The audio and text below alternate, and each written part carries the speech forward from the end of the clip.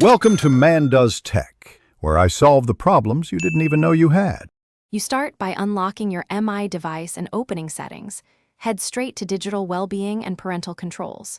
Tap it because this is where Android and MIUI consolidate screen time data.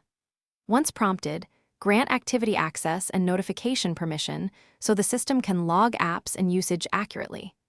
Doing this now ensures the rest of the steps show real, complete data rather than empty reports. Make sure permissions are accepted for both your device user and any secondary profiles. You'll see a dashboard with daily and weekly charts that show total screen time and app breakdowns. Use the timeline to spot peak hours.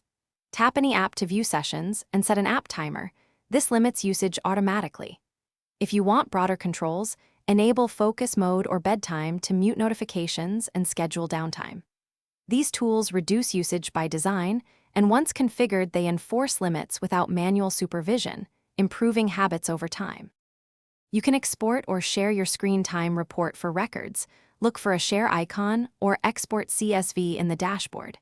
If data looks wrong, check permissions and allow background activity for digital well-being so sessions are recorded.